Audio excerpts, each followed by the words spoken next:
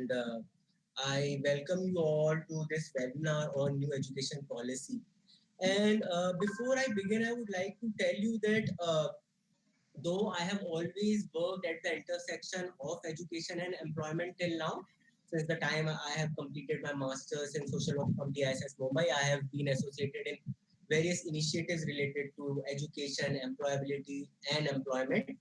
But there are two specific places wherein I have got close opportunity to understand the higher education sector. So I have worked with Ministry of Skill Development and Employment in one of their flagship programs called Pradhan Mantri Yuva Yojana, PM Yuva Yojana, wherein I was handling the entire North zone, North India area. So I was dealing with multiple states and multiple colleges and institutions that were part of this program. And I have worked very closely with faculty members as well as institutional leaders. And till very recently, I was one of the founding members of India's first dedicated higher education institute of public policy by the name of Indian School of Public Policy. So I have seen very closely how this entire higher education ecosystem works and what are the various challenges, issues, or opportunities that higher education in India has, and how we can tap on those opportunities and reduce these challenges. So now I'll share my presentation with you. And though, just like give me a moment. Can you hear me? Can all of you hear me? Can you type yes in the chat box so that uh, I am aware that at least I'm audible. Okay, great. So let me begin my presentation. So let me share with you the structure of this entire presentation. Though NEP is one of the most talked about policies in the recent days, and there is a reason for it. So it has come after a long duration of 34 years. In fact, the last education policy was launched in the year 1986, the year in which I was born.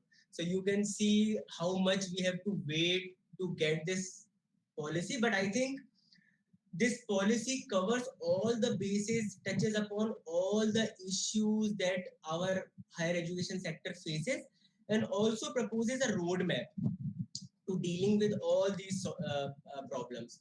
So I will give you a little bit of background and context about why there was a need for this new education policy, why this has become such an important thing in case if we talk about our current education sector.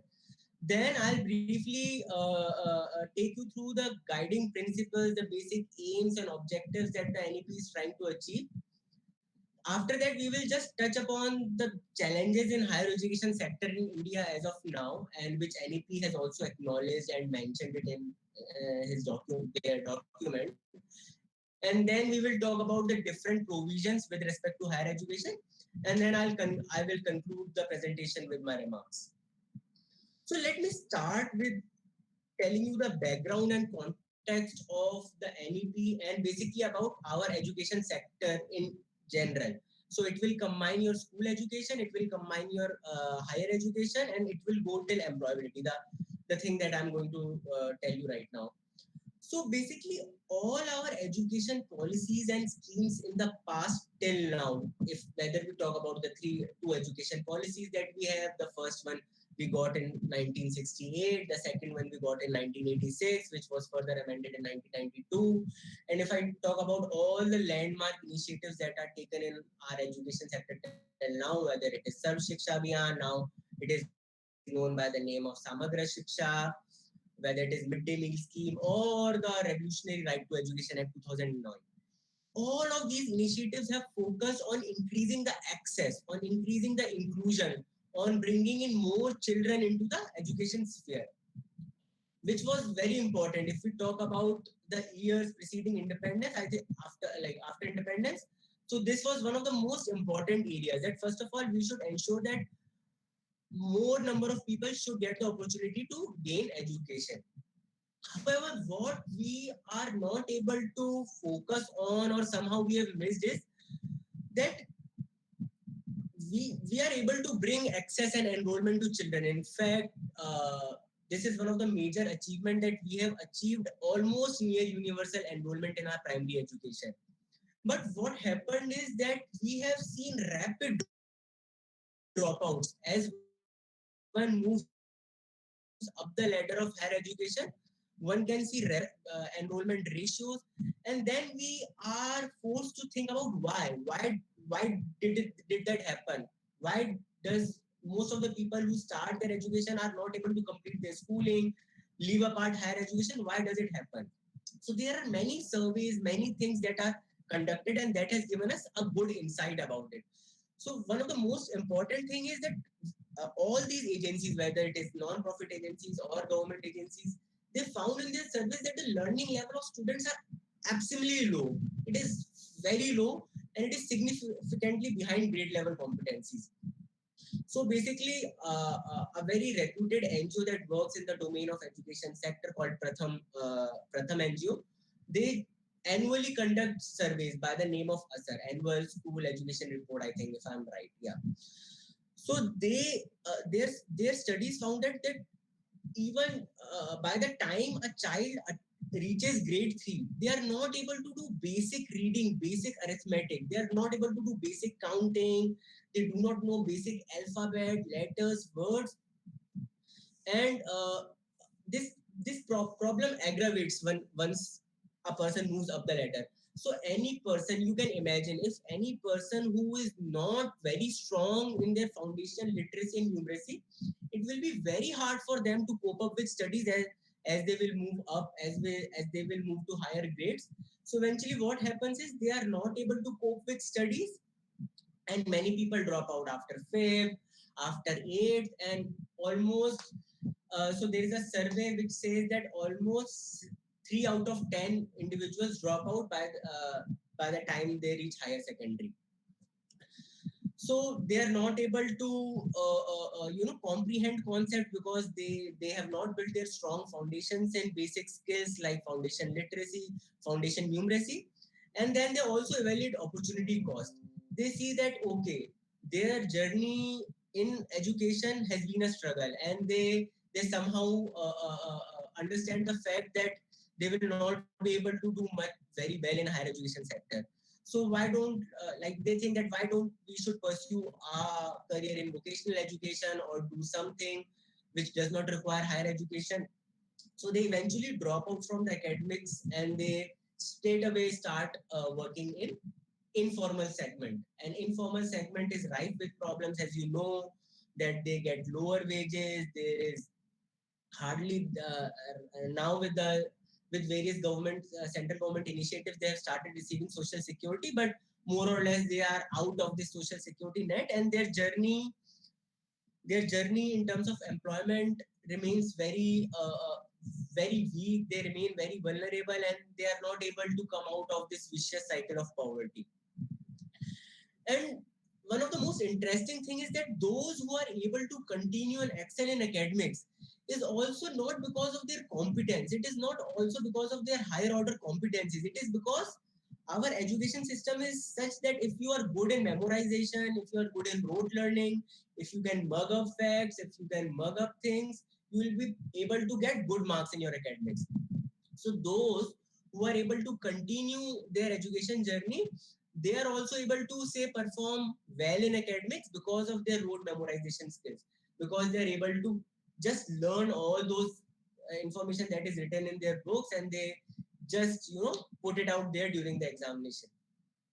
So what happens is that even after say our students complete their graduation, when they go to the job market, when they start looking for employment, they get a shock of their life that they do not they then they get a reality check, okay, that whatever they have learned is of no use, and the kind of practical skills that the job market requires, whether in terms of creativity, innovation, critical thinking, analytical thinking, problem solving, they do not have these skills. Even people who are very good technically, say our engineers and management professionals and other professionals as well, sometimes they are not able to do well because they have not trained themselves, or they did not get the opportunity to get trained in soft skills like communication, teamwork, discussion, and debate. And believe me, this should start right from the school education. I know in some of the colleges are trying very hard in imparting soft skills, but they're not able to make much impact because soft skills requires a time period. Uh, it requires a time period in which you can excel, in which you can work in practical settings and improve all of these skills. So be, basically, this is the story of our Indian education sector. That half of many people drop out while they go up the ladder, while they move higher up the ladder in their higher education journey, and those who are able to complete higher education, they do not have those employment skills, employability skills, soft skills, and the basic skills that is required to perform well, do well in their career.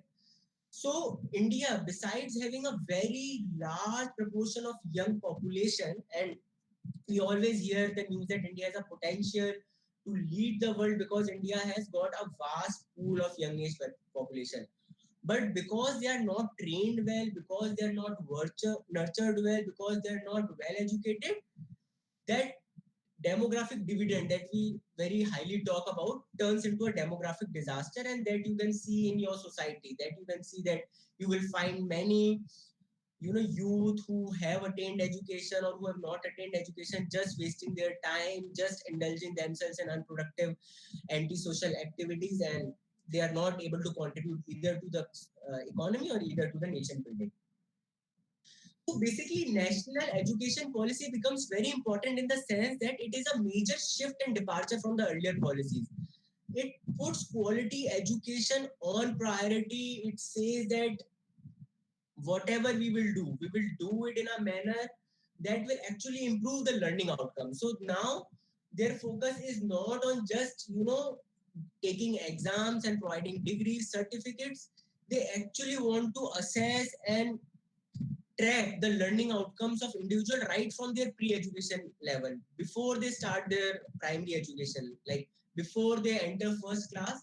So now we have increased the ambit. So right to education act used to come into picture for children who are in the age of 6 to 14 years age. So basically it used to look at the people who are studying in elementary schools, that is your primary and upper primary schools. This new education policy expands the scope. So now we are going to track people before first class, before their primary education, and we will track it till their schooling, till their 10 plus 2. So now one of the most ambitious goals that has been set by NEP is to achieve universal access to education to all the children. So they wanted that all the children should at least complete their schooling, at least complete their 10 plus 2. And the time period which they have taken is 10 years time. So by 2030, they are planning to achieve universalization of schooling education for all our children who falls in that age group. Then also this policy is in line, is in sync with Goal 4 of Sustainable Development, which was adopted by India in 2015. So now we do not only talk about ensuring education to all, but ensuring quality education to all and promote lifelong learning. So learning opportunities now will not be stopped. In case if you want to excel in this age, you have to continue your learning till the time you are alive in this world. And basically, education does not mean only one type of competency. So we are just not only talking about cognitive competency in terms of getting basic numerical skills, getting basic verbal skills. These are the foundational skills that are very important. But our education system will also introduce higher order cognitive capacities, which are critical thinking, problem solving, which will not tell you what to learn, but which will tell you how you can learn what are the different strategies, what are the different approaches to learning, so that in case if one works in any different setting, they are able to transfer those skills in different settings and are able to achieve success. So now I'll just take you through quickly through the fundamental principles. So it initial right at the onset, it talks about that we have to recognize, identify, and foster the unique capabilities of each student. There are some students who can be good in science, there are some students who can be good in social science, there are some students who can be good in maths, commerce, but there are also some students who can be good in different disciplines like arts, culture, sports, music. There are n number of capabilities. We always see intelligence in a very narrow framework of cognitive capacities, but this NEP recognizes, this document, this policy recognizes that education is not about just building your cognitive capacities, but your intellectual capacities, social capacities, emotional capacities, aesthetic capacities. So this has broadened the definition of education. Highest priority will be accorded to foundational literacy and numeracy, because without achieving foundation literacy and numeracy, all our efforts will go in vain. In case our students do not know the basic reading skills, the basic writing skills, the basic calculation skills. One of the most important thing that NEP proposes is flexibility, that every learner, every child should decide for himself or herself what they want to do in life, and with that respect they should choose their subjects. And one of the most interesting, and for me the core point or the crux of this policy, and the thing that fascinates me the most, is that it removes hard separations, it removes separations, it breaks silos, hierarchies between arts and sciences, between curricular and extracurricular, between vocational and academic. So students will not be judged on the basis of what they are doing. In fact, the longer term vision of this policy is that we will not categorize students in terms of streams, that someone is from art stream, someone is from commerce stream, someone is from science stream. Everyone will pick and choose subjects from different streams, and education will be wholesome, multidisciplinary, and holistic.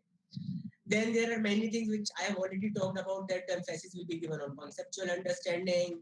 We will focus more on things that will make them learn, that will teach them how to learn, like creativity, critical thinking. There will be focus not only on technical skills but soft skills, and also on value based education.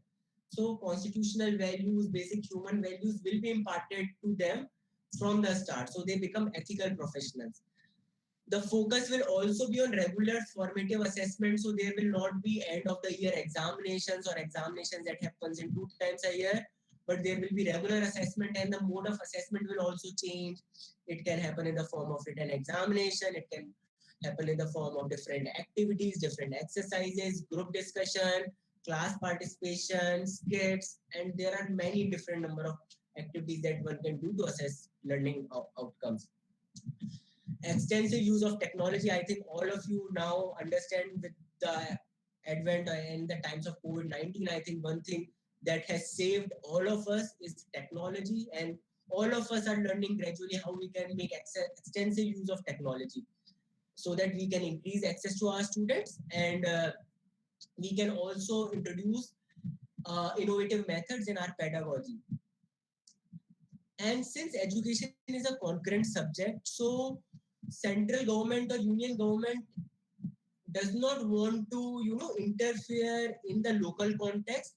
So there will be a good degree of freedom and autonomy will be given to all the state educational institutions to include local knowledge, local skills in their curriculum, pedagogy, and policy. And I'll talk about it in detail, that the core idea and the core actor and driver of this policy is recognized, like faculty and teachers are recognized that they will be at the heart of this policy, and in case if the policy has to be successful, we have to give adequate attention, adequate focus to our teachers and faculties in all the different aspects. I'll take you through that. And it also talks in terms of all the institutional leaders. It provides a big relief in terms of, it proposes a very light but tight regulatory framework. I'll also explain in detail what does that framework means. And this policy also gives importance to research, because ultimately for knowledge creation, for gaining, for India to become a leader in knowledge society, they have to improve their efforts in research. So now I'll just talk quickly about the higher education challenges and higher education system. I'll focus on few challenges because there are many challenges. So for one of the most pressing challenges is our educational ecosystem is severely fragmented. So in total, we have over 50,000 higher educational institutions that includes university, that includes your standalone educational institutions and your private university, deemed university, state universities, everywhere, everything. But most of these colleges offer only a single degree, offer only a single education program, and you won't believe that most of these colleges have lesser than 100 students, which is a shock and a setback in terms of if we think about higher education system. This is one of the major problems that we are not able to effectively utilize our resources in terms of getting faculty, in terms of getting admin resources, in terms of building a suitable infrastructure. And it is ultimately hampering the learning outcomes. We are not also able to build a vibrant campus life. I have already talked about, I will not talk more on this, that we lack, there is a less emphasis on the development of cognitive skills, learning outcomes. There is a rigid separation of disciplines, limited access, definitely. There are fewer higher education institutions. So if I talk about primary schools, we now have primary schools in almost all gram panchayats and big villages. So there are schools at village level. But if I talk about higher education colleges, there are many districts in which there is not even a single higher education institution is there. The most pressing problem that you all know, that there is a very limited autonomy given to teacher and institutions, so they cannot decide what kind of curriculum they want to build, what kind of assessment structure they want to take, how they want to run their courses. So there was very limited autonomy in terms of running colleges and running programs. And with respect to faculty, there was no proper system in place for, thinking about the progression of faculty and institution leaders in our education system. And that is why many of the talented professionals do not get into our education system, because there is not a system of merit based career management and progression. And I have already spoken about ineffective regulatory system. There were so many regulatory agencies. Their functions were overlapping most of the times. There were conflict of interest that resulted in suboptimal governance, administration of higher education institutions. So now I will talk about, I'll straight away go to the main provisions for higher education. So first thing that NEP proposes is institutional restructuring and consolidation. They have acknowledged the fact that these smaller isolated universities and colleges will not do good to students, will not do good to faculties, will not do good to bringing support structures, creating infrastructures, and ultimately it will not lead us to achieve the kind of outcome that we want to achieve. So first thing that it proposes is that we will transform all higher education institutions into multidisciplinary universities and colleges. As I've already spoken earlier, that now in this day and age, we can't think about, teaching only one kind of courses, teaching only one kind of competencies. So any person who wants to be successful in job market has to know about some elements of sciences, has to know about some elements of social sciences, has to know about how a business or how an organization is run. So we need a diversity in our education system, and for that we have to build large multidisciplinary universities and colleges. So all the single higher educational institutions, whether they are colleges, whether they are universities, they have to convert themselves into multidisciplinary institutions. So they have two things. Either they can bring in more subjects, they can introduce more programs, or in case if they're not able to do it, they can become part of an education cluster. So suppose in Goa, in case if you are a business and commerce institution, and in the vicinity if there is a science institution, if there is an engineering institution, so you can all come together and create a knowledge hub or HI cluster, which will act like as a multidisciplinary institution in which students will have the choice to pursue different programs. And you can also share resources in terms of exchange of faculty, in terms of keeping common support staff for some of your regular work like IT, admin, and so on. and with respect to the physical infrastructure, yeah, like library, like labs, like playgrounds, and so on. So it will result in higher resource efficiency and building of a vibrant campus like that the NP proposes. And so now all this system of affiliating universities that is running in our country, and that has actually, personally, I feel that it has hampered the efforts of the education system, because they all of the private institutions run behind getting affiliation. So we are doing away with affiliation of universities. Universities will not be classified into central, state government, deemed university, private university, institute of national eminence, and so on. We are getting away with system of affiliating universities and affiliated universities and colleges. In the future, there will only be three type of universities: research universities, teaching intensive universities, and autonomous degree granting colleges. Basically, the distinctions between them will be the universities which give equal emphasis on teaching and research will be classified as research and intensive universities. Universities that give greater emphasis on teaching but also conducts research, some basic research, will be classified as teaching intensive universities, and colleges which only imparts undergraduate education or only imparts teaching but no research will be classified as autonomous degree granting colleges. So a system of graded accreditation is created to, so that we first of all recognize which colleges fall under which category, and then through a period of 15 years, the effort of all the regulatory institutions, all the higher educational supporting bodies, and all the colleges and universities will be to move up the ladder. So any colleges which are currently running a single program and does not have any affiliation, or they are private colleges, so first of all they would try to become multidisciplinary. Then they will focus on the numbers. Then they will focus on increasing the numbers. Then they will focus on becoming part of HEI clusters. And as and when they include number of programs, number of disciplines, number of students, they introduce innovations in their teaching, they bring component of research, they will gradually be promoted to the upper level. And we have a very ambitious target. Currently, gross enrollment ratio in higher education stands at 26.3. In 15 years down the line, we want to touch 50%, and that requires that we have to add 3.5 crore seats. We have to double the capacities that we have currently right now. I have talked about it, the need for building a more holistic and multidisciplinary education.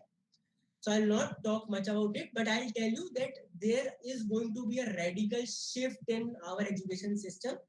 So there will be a multiple entry and exit points for any graduate. So suppose if I have completed 10 plus 2, and because of financial constraint or any other constraint, any personal constraint, I'm not able to think about uh, doing my undergraduation program at a stretch. So I will have the options to exit after 1 year, 2 year, 3 years, and 4 years. So I can exit after 1 year, and then I will be awarded a certificate program, and the subjects that I will take in any year, I will get credits for it. So I will accumulate credits and I'll keep it in my bank. So NEP is also creating an academic bank of credits, wherein credits that are awarded to students on the basis of the subjects that they take and the subjects that they clear, it will be accumulated in their, say, academic bank. And suppose after completing 1 year, if I want to work for some time, and if I want to take a break and resume my education, I can just carry my academic bank to a second institution and take admission for the rest of the courses. So I can complete advanced diploma. In case if I want to exit after 2 years, I will be given a degree like diploma, advanced diploma in that particular subject. In case if I complete 3 years of education, I will receive a bachelor's degree. But suppose in case if I want to stay for one more year, then the degree which I will get after completing my undergraduate education after 4 years will be known as bachelor's with research. So the NEP proposes, they suggest that any student who is taking this undergraduate education should ideally complete 4 years. But in case because of any circumstance they are not able to complete their 4-year education at a stretch, they can exit at any point of time. They can come back to university and complete their education. Similarly, the flexibility will also be given in master's degree program. So suppose if a student decides to not continue their undergraduate education after 3 years, they can opt for a 2 years master program. Students who have undergone 4 years bachelor degree, they can opt for a 1 year master's program.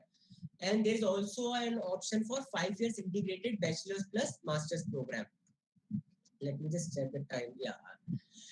Now, to provide optimal learning environment, because now the focus is on learning outcomes. The focus is on quality education. So how can we build that system, that environment of providing quality education and improving learning outcomes of students? So there are four pillars that have been identified. One is your curriculum, one is pedagogy, third is assessment, and fourth is student support structure. In case if we are able to deal with these four pillars effectively, learning outcome, quality education will be the byproduct or will be the result and outcome of strengthening these four structures. So with respect to curriculum, they have suggested, NEP has suggested that it must be interesting, it must be relevant, it should be updated regularly to align with the latest knowledge requirement. So now colleges will have much more autonomy in bringing new subject areas, in bringing new topics, in uh, you don't have to wait till UGC suggests you to make changes. In case if you think that now is the time to introduce courses on artificial intelligence, machine learning, coding, you will be given an opportunity to straight away introduce those courses in your curriculum. Pedagogy will be made interesting. Right now you are using technology, you are taking online classes. In the future the policy suggests that we should use both in-person classes and we should also use technology. So they have proposed that we should use more of different structures like showing videos, doing some activities, uh, you know, doing lectures in the form of storytelling, in the form of interesting narration, doing activities, doing some sports activities, art-based activities, and different things, augmented reality, virtual reality, to make sessions more interesting. I have already talked about formative assessment, that student will not be assessed at the end of the academic year. The assessment process will be continuous. They will be assessed on different things, different experiential learning, different practical components, and so on. And we will, all the higher education institutions should aim in promoting a vibrant campus. So they have suggested few things, that they should build student clubs, interest-based clubs dedicated to arts, culture, sports, debate, science, and they should promote inter-college and inter-college competitions. And they should also, set up a dedicated counseling unit, so that any student who is feeling discouraged or who is not able to perform well, the counselor should try to interact with them and should try to understand their problems and should guide them so that they are able to perform well in whatever areas they have taken. And they also stress on building quality resources and infrastructure like libraries, classroom, labs, recreational areas, student discussion spaces, and so on. Now, this is the most important for me. I think this is one of the most important thing that will define whether an NEP is successful or not. And that is how motivated, how energized, and how capable our faculty is. Because I have seen, to be very frank, most of the faculties that I have now are very upbeat about different changes that we bring into the system to make education more interesting, to make education more relevant. Their only complaint was that there was not a structure to that recognizes them, that appreciates them, that acknowledges their difficulties, that acknowledges their challenges, that rewards them for doing extra work. Okay. So even the best of faculties who have all the good intentions in the world to make a difference in the lives of people were not able to do so because of the structural problems. So the best thing that NEP do is that first of all, it acknowledges the criticality of faculty in achieving the goals of higher education. And they also suggest creating a proper structure, a proper mechanism to empower faculty.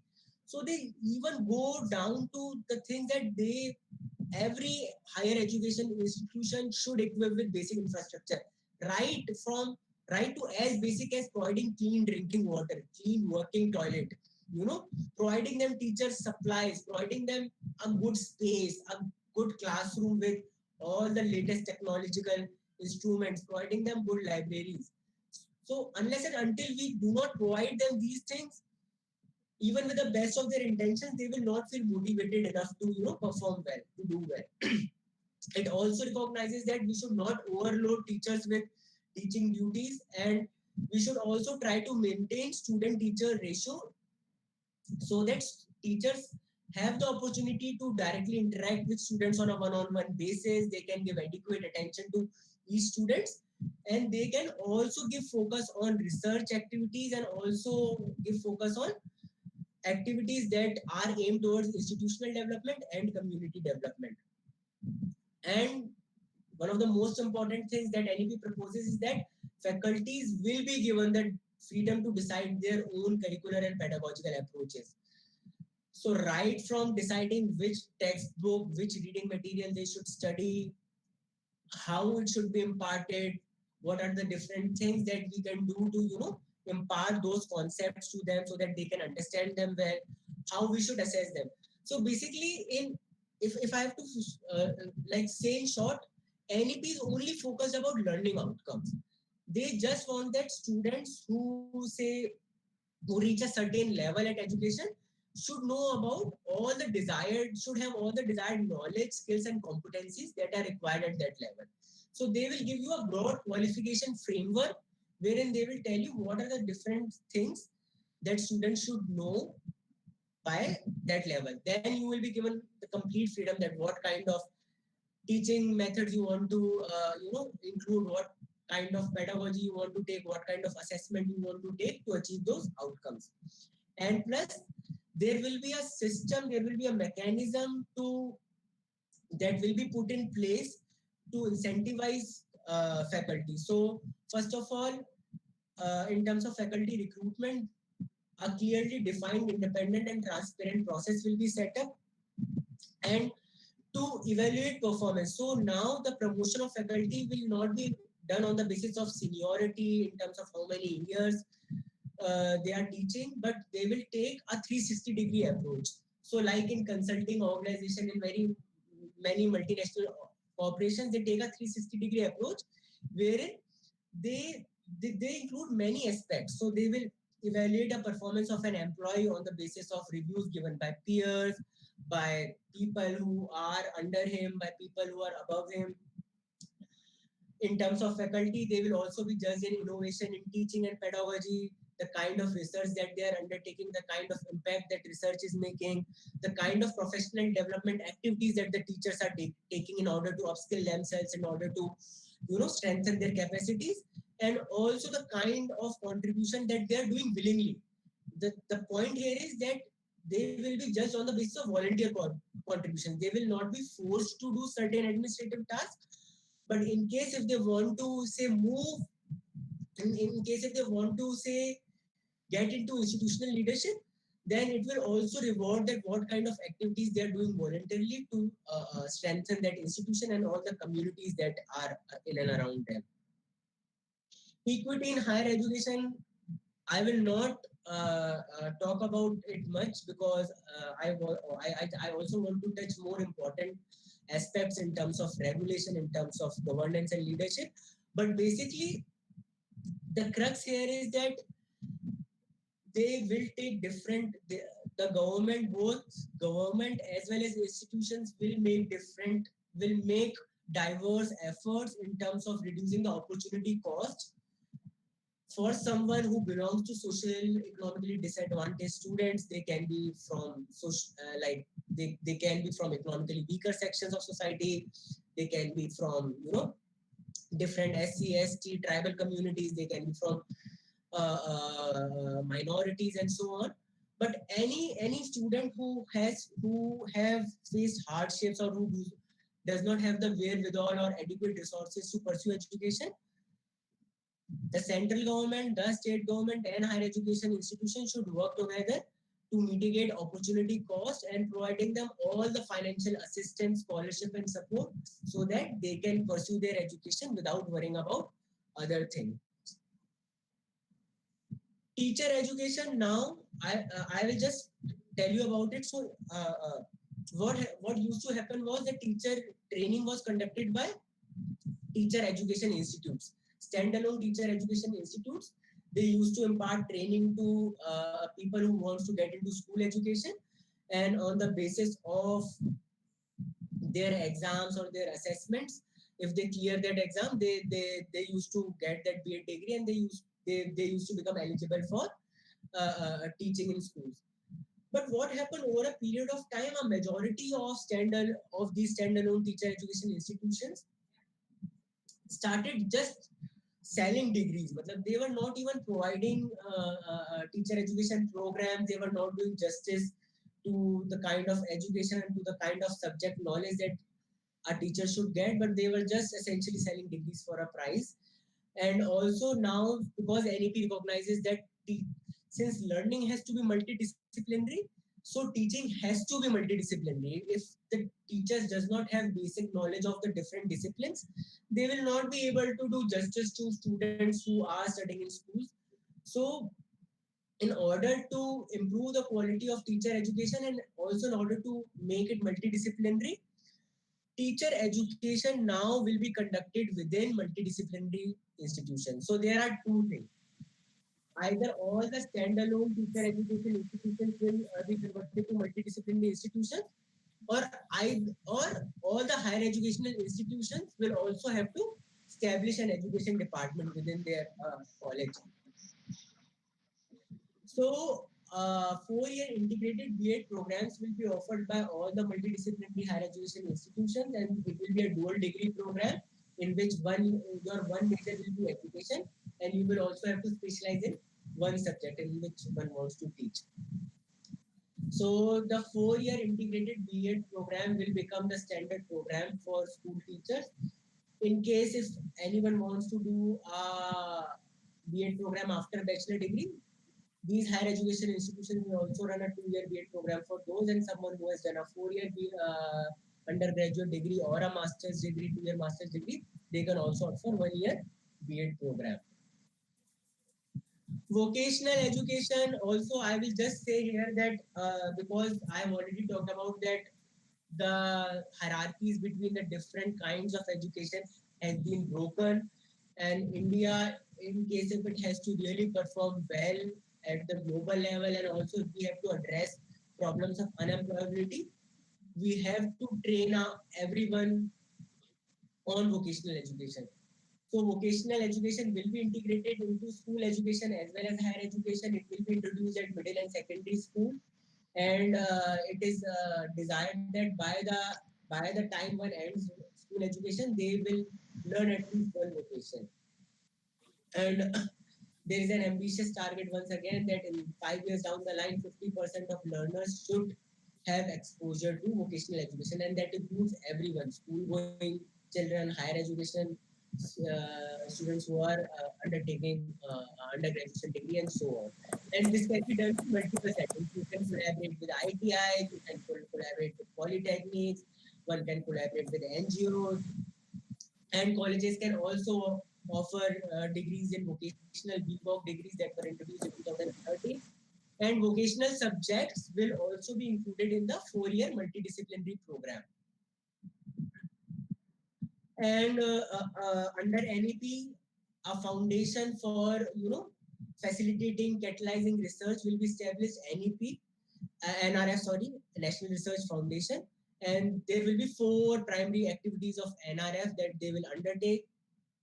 They will fund peer-reviewed grant research proposals of all types and across all disciplines, and there will be no distinction between public institutions and private institutions. The criteria will be on the basis of the points that should be there in that research proposal, and on the basis of the assessment of that research proposal. They will also, they will also seed, grow, and facilitate research. They will set up research centers in different educational institutions wherein students will be encouraged to undertake research. They will be supported through a system of mentors, through a system of some funding, some mentorship, and so on. And our liaising between higher educational institutions and industry in terms of research will also be facilitated, so to make sure that the research that is undertaken by students in higher education is important to the current national research issues, and also to inform policymakers about the different research that are going on in our higher education system. And in case if there is a breakthrough in any of the pressing sector, it will be incorporated into policy setup.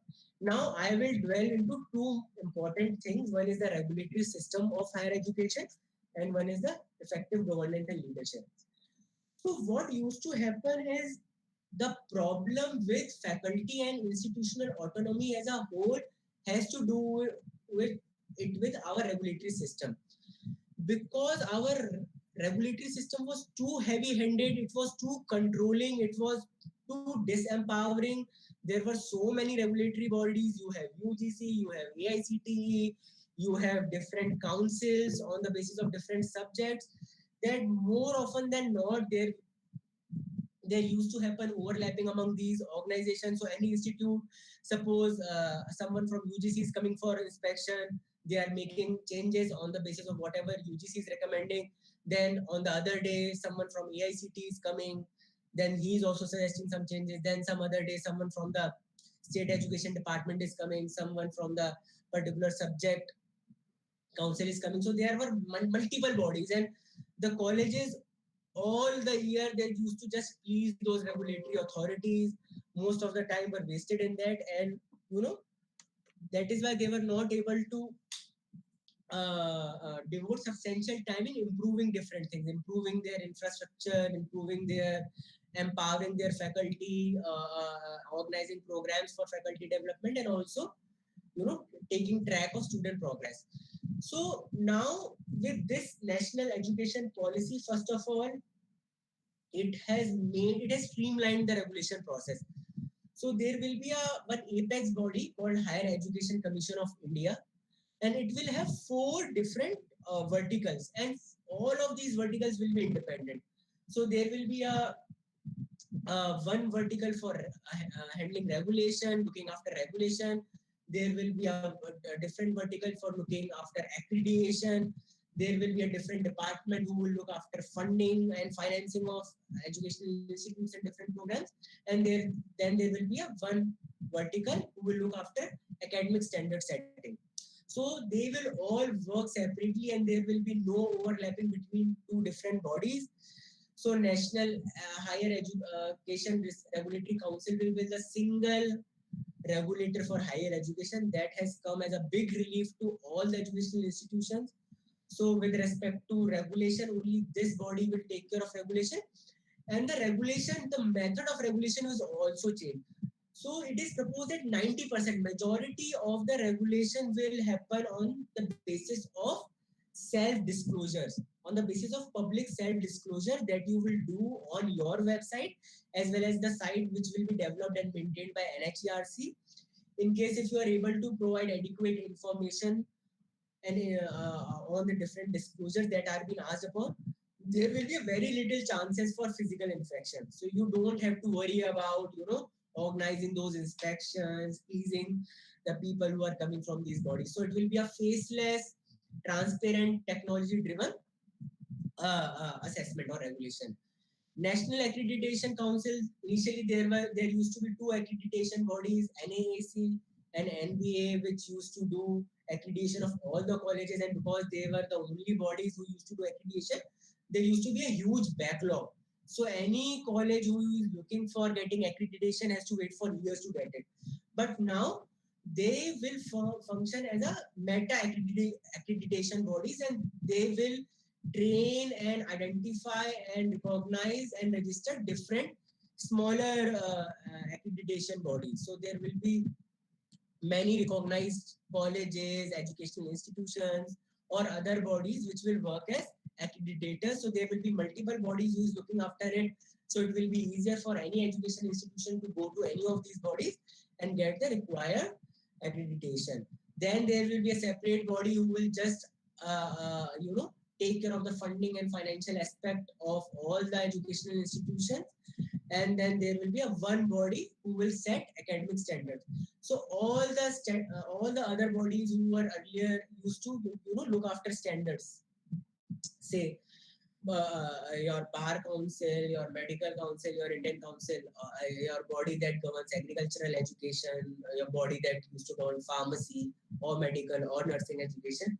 So they will all be renamed as professional standard setting bodies, PSSBs, and they all will be merged under General Education Council. So it will also be streamlined. And also, one of the most important things, as I've told you earlier, that institutions will get full autonomy to design their courses. They will, in case if they follow the basic accreditation or the basic standards that are being laid out by NAC, so they will also be given graded autonomy. So the idea, the intention is that 15 years down the line, right from today onwards, or right from the day since NEP was uh, institutionalized, and from that time till 15 years down the line, the idea is to give autonomy in terms of academic, in terms of administration, in terms of financial management to all universities. This is a broad idea. So all these institutions, all these structures will work towards it. They will make you empowered, they will build your capacity so that you are able to take care of your own academic matters, you are able to take care of your own administrative matters, and you are able to take care of your own financial matters. However, the education will still be treated, or educational institutions will still be treated under non-for-profit. So it will be held to similar standards of audit and disclosure as any non-profit institution undergoes. And the most important and most welcoming change is that all the institutions, whether they are public institutions and private higher education institutions, they will be governed by the same set of norms for regulation, for accreditation and academic standard. So there will not be a differential treatment between government colleges, between private colleges.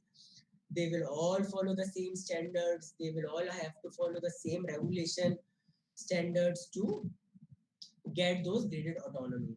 And this will make up the process of, if someone wants to establish a new higher education institution, the process will become far more easier. All the legislative acts that used to govern, there were different legislative acts that used to govern different private higher education institutions. Now they will all be combined and will be made under one guideline document. And basically, all the laws that were used to hamper the regulation or used to hamper the efficiency of academic institutions, all these will be repealed and combined into a single law. All these will be redefined in days to come, in years to come. So the basic principles, the common guidelines that one has to focus on is good governance, financial probity, educational outcomes, transparency of disclosure. And you don't have to worry about anything. So how will it happen? How will it happen? How will the higher education system will become or autonomous in matters of academics, in matters of administration, in matters of financial management? So they will have to set up a body of independent board of governors. The members have to be highly qualified, well respected, having a track record of service, integrity, and commitment. And if you have a good, high quality independent board of governors, they will be gradually given the power to govern the institution free from any external interference. They will have the power to make appointments like head of the institutions, and they will be empowered to take all the decisions with respect to governance. And each institution will have to make a strategic institutional development plan.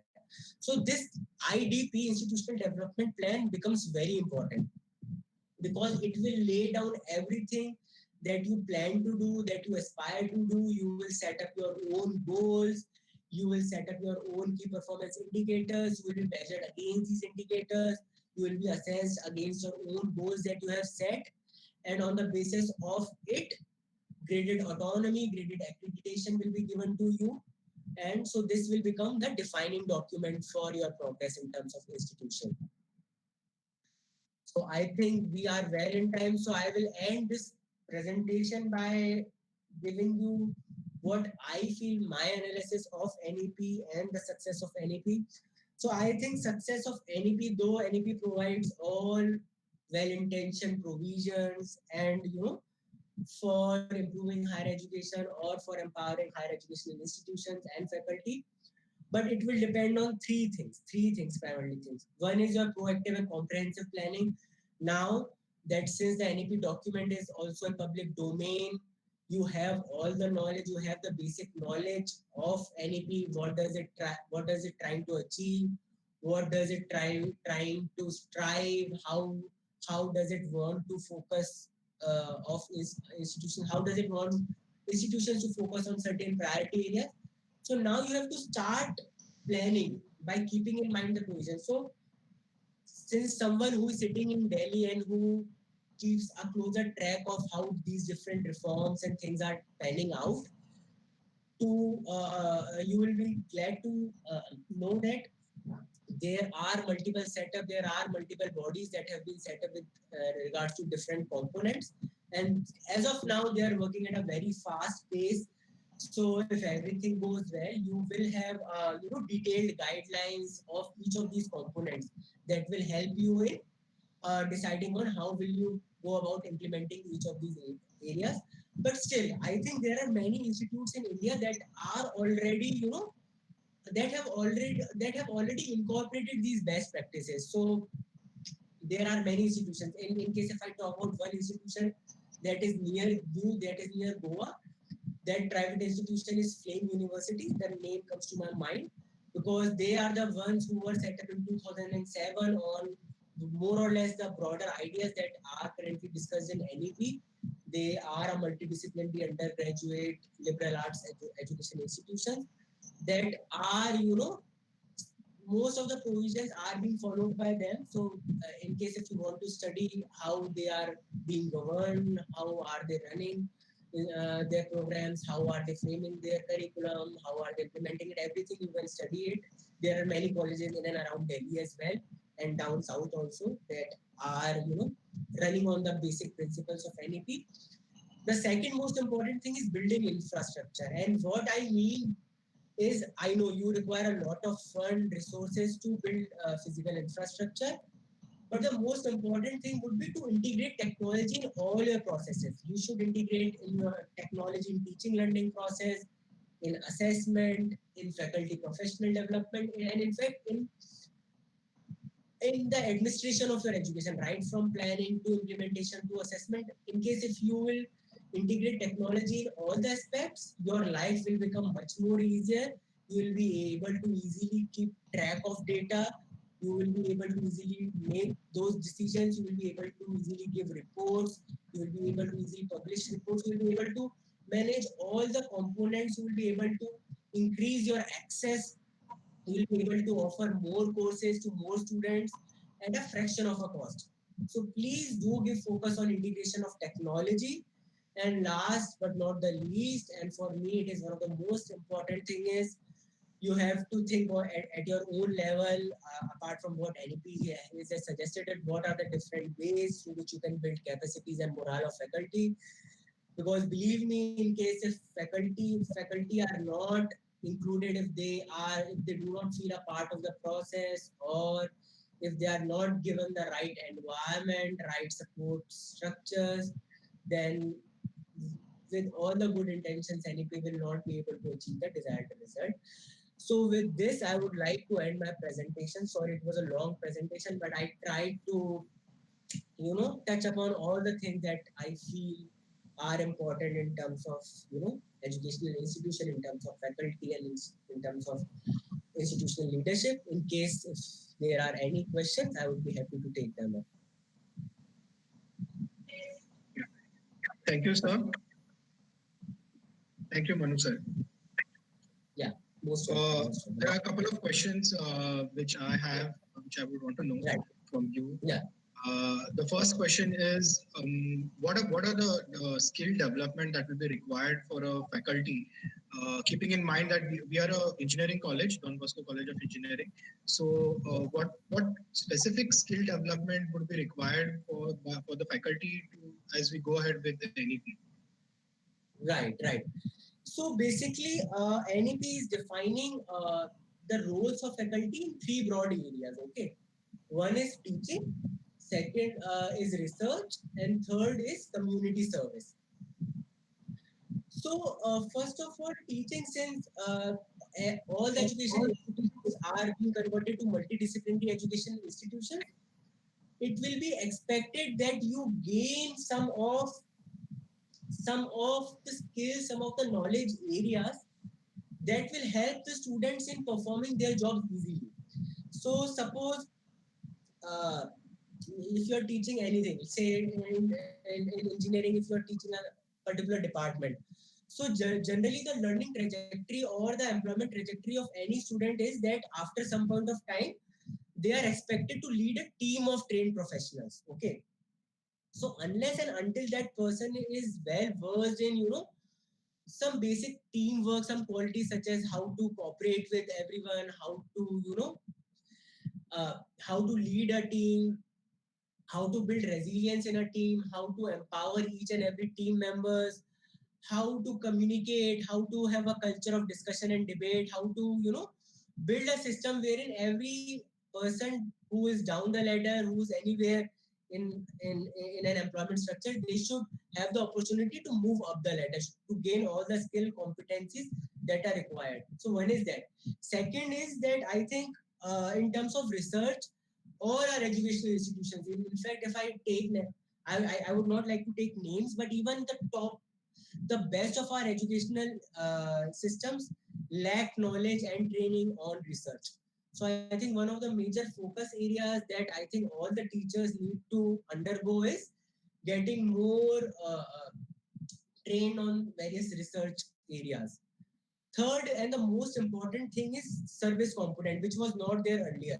So now, since education department will be housed under each multidisciplinary education institution, so faculty will play a major role in providing education to all the teachers, to the to the teachers who are part of the B.Ed programs in that particular university.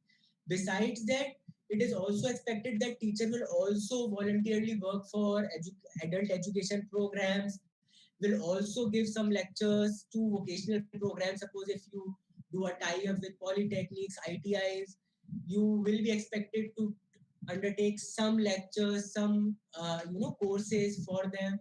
So in that way, your duty will increase, your ambit will increase.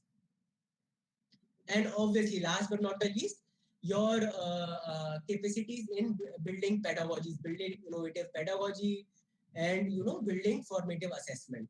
So right from creating the appropriate curriculum under the broader guidelines, right from choosing the points through which you will deliver your lectures, and assessment, how will you assess all the things.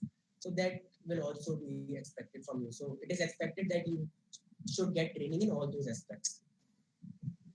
Okay. Thank you, sir. Thank you for answering the question. Are there any questions from my colleagues?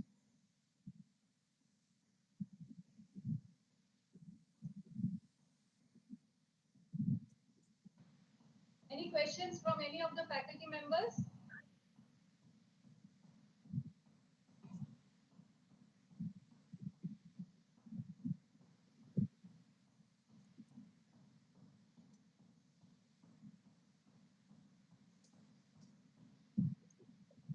Hello everyone, this is Dr. Neena here, Principal of Don Bosco.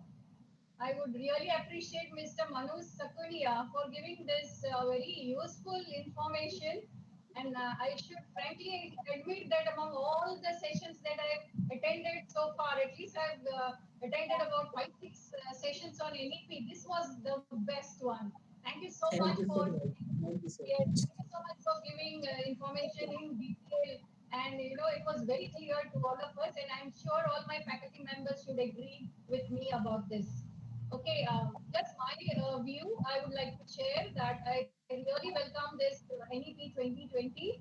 It really focuses on skill-based education, outcome-based education, right from school to the higher secondary to the higher education. And what I've gone through is like at the school level itself, they will be able to choose. They'll have the flexibility of choosing their subjects of their interest. Right, right, Likewise, right, it will just in par with the foreign universities. I'm very happy about it. I also read in that in the school there will be something called as 10 days school backless days. That is very exciting. Wherein there will be vocational courses like carpentry, painting, right, agriculture, and that will be introduced right from the school level. That is also very right, interesting. And right, one more point is industrial institute interaction will happen right from school days. So that bond of the industry will start at the school level. So that is also very nice.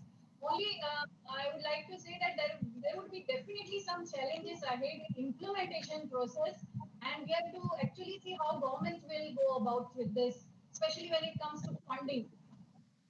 Yeah, right, and even the gross enrollment ratio will almost double up. I feel that about in 2040 it will double up. So I would like to ask you sir about this. Like, what do you feel? Will it be feasible that this drastic change happens within this short span of time? Or what are the challenges for this?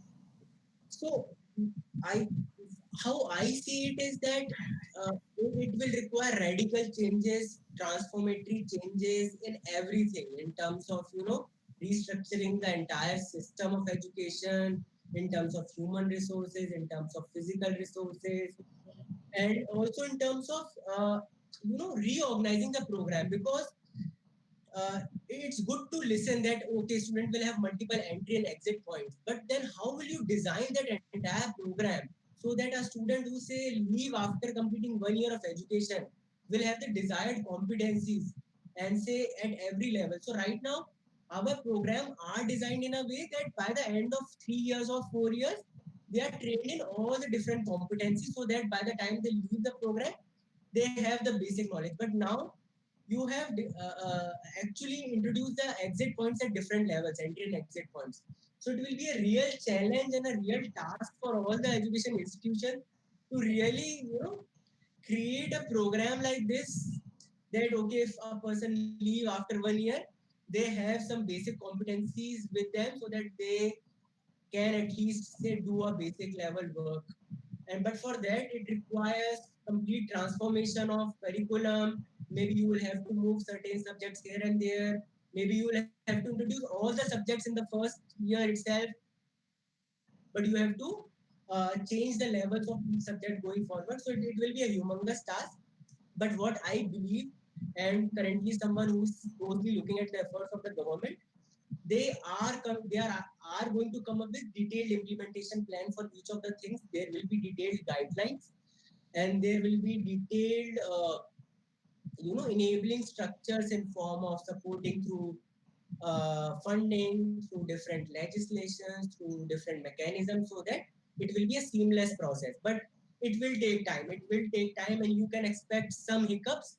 But what I will suggest is that in the meanwhile, every education institute should try to prepare that institutional development program, so that by the time this document comes, you can just compare your development plan with the document and make those minor modifications. If that is possible, I would seriously recommend it. It's very nice from students' point of view that there are multiple of exit points, in the educational system as they complete their degree. Say they Right, complete 1 year, they get diploma. But my worry is right. if they leave and go after 1 year, they get a degree of diploma. What happens to the vacant seat in the institution? Could it be then Yes, filled? yes. Could it be So filled with it will other? it has to, like, it will require a very closely knit coordinated ecosystem of higher educational institutions, wherein to ensure that the number of students which are leaving the education system after say 1 year, 2 years, or 3 years down the line, at least that many students are coming back to the college. Otherwise, it will be very difficult to financially sustain institutions and bring all those resources, infrastructures, things in place. I completely agree with you, and I think I am also expecting government to build a very good coordinated, well-lit ecosystem of all the higher education institutions, so that the process becomes very seamless. Otherwise, it is a point of contention as of now.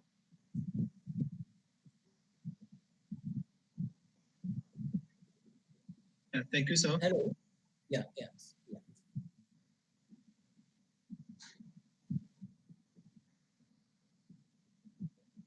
So, are there any questions?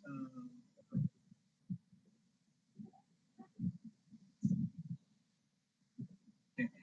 I guess there are no questions. Manu sir, thank you for the session. On behalf of Don Bosco College of Engineering, I thank you for conducting this session for my colleagues and other faculties. Also, I would like to thank Rajat from Employment Exchange Panji for helping us with having this session at the college. Rajat, are you there? Okay. Yes. So, thank you so much, Rajat. Thank you, Yes, Rajat. and I would like, yeah. I would like Principal Ma'am, ma'am. Yes, thank you very much, Mr. Manu, Mr. Ajay, and thanks to my team, Dr. My Surya, pleasure. Kamila, and all my faculty members who have joined today. It was indeed a very wonderful session, and I would like to say that we have adopted 5 villages under Unnat Bharat Abhiyan. So we have already started this process of creating awareness of NEP 2020. Especially, it is required when it comes to villages. We need to train the teachers when it comes to outcome-based education, which they definitely must not be knowing exactly what it is. So we will try our best to create awareness about NEP 2020 from Don Bosco College of Engineering. Thank you, one and all. My pleasure. Thank you, Thank ma'am. you.